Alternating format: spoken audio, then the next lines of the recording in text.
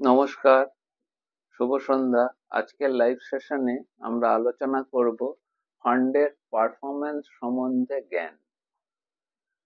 Performance ফান্ডের, mutual ফান্ডের মূল্যায়ন করা খুবই গুরুত্বপূর্ণ এবং বিনিয়োগকারীদের ক্ষেত্রে এটি অতি আবশ্যক।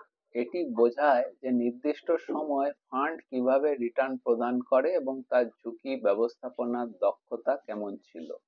ফান্ড পারফরম্যান্সের মূল্যায়ন প্রধান সূচক সমূহ, এর প্রধান মাপকাঠি কি কি আছে, কি দিয়ে আপনি বুঝবেন ফান্ড কেমন ভাবে এগোচ্ছে চলছে।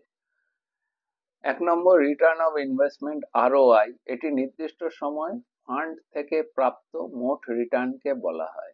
NAV, ফান্ডের নেট অ্যাসেট ভ্যালু, যা প্রতিদিন পরিবর্তিত হয় এবং ফান্ডের বাজার মূল্যের নির্দেশ করে।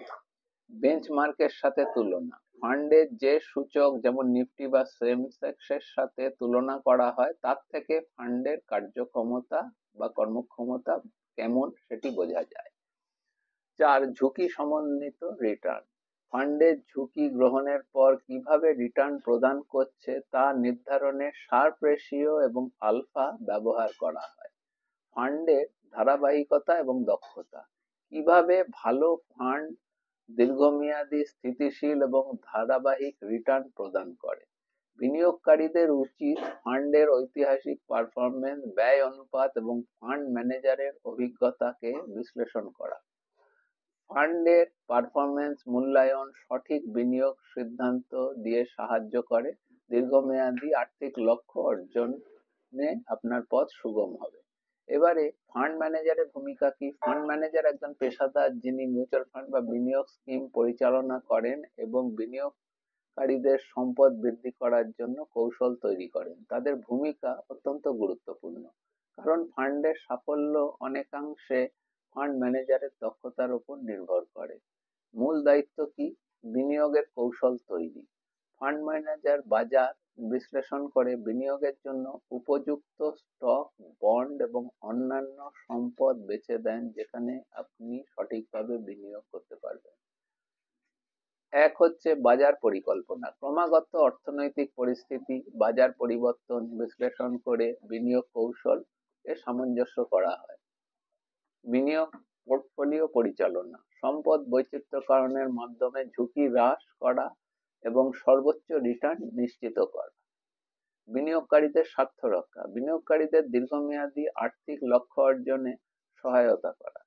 বিনিয়োগকারীদের সিদ্ধান্তের প্রমাণীকরণ, বিনিয়োগকারীদের সম্পর্কিত সমস্ত সঠিক সিদ্ধান্ত তথ্য বিশ্লেষণের ভিত্তিতে নেওয়া হয়।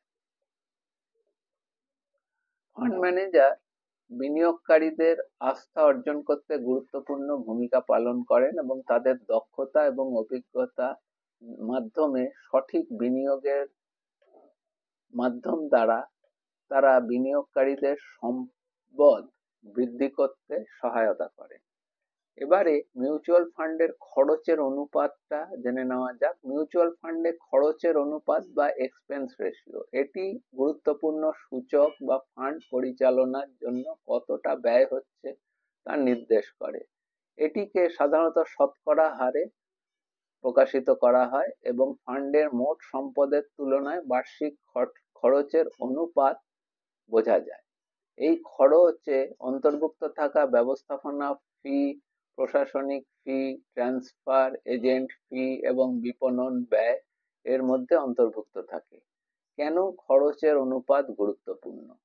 খরচের অনুপাত বিনিয়োগকারীদের প্রকৃত রিটার্নে প্রভাব ফেলে। উচ্চ খরচের অনুপাত মানে ফান্ডের পরিচালনার ব্যয় বেশি এবং রিটার্ন কম। উদাহরণস্বরূপ, যদি একটি ফান্ডের বার্ষিক রিটার্ন 12% হয় এবং খরচের অনুপাত 2% হয়, তাহলে বিনিয়োগকারীরা কার্যত 10% রিটার্ন পাবে। খরচের অনুপাত কিভাবে হিসাব করবেন বা ক্যালকুলেট করবেন, গণনা করবেন। খরচের অনুপাত হচ্ছে মোট বার্ষিক খরচ ভাজিত মোট সম্পদ ব্যবস্থাপনা অধীন ইন্টু 100। সীমা এবং নিয়মাবলী। ভারতে Securities and Exchange Board of India SEBI খরচের অনুপাতের ওপর সীমা নির্ধারণ করেছে। ইকুইটি মিউচুয়াল ফান্ডের ক্ষেত্রে সর্বোচ্চ 2.25% এবং ডেট ফান্ডের ক্ষেত্রে এটি কম। এবারে বিনিয়োগকারীরা মিউচুয়াল ফান্ড বেছে নেওয়ার সময় খরচের অনুপাতের দিকে মনোযোগ দেবেন। এটি খুবই গুরুত্বপূর্ণ। কম খরচের অনুপাত মানে কম খরচে অধিক রিটার্ন পাওয়ার সম্ভাবনা। সুতরাং এটি একটি গুরুত্বপূর্ণ মাপকাঠি যা সঠিক বিনিয়োগের সিদ্ধান্ত নিতে সাহায্য করবে। আজকের লাইভ সেশন এই পর্যন্তই। এই লাইভ সেশনটিকে যতটা সম্ভব আপনারা বেশি করে শেয়ার করুন এবং পরবর্তী সেশনের জন্য তৈরি থাকুন। কোনো কোশ্চেন বা কোয়েরি থাকলে অবশ্যই জানান আমাকে, আমি তার উত্তর দেওয়ার যথাযথ চেষ্টা করব এবং পরবর্তী সেশনের জন্য তৈরি থাকুন। ভালো থাকবেন। পরবর্তী সেশনে নিয়ে আবার আসবো। ধন্যবাদ। নমস্কার।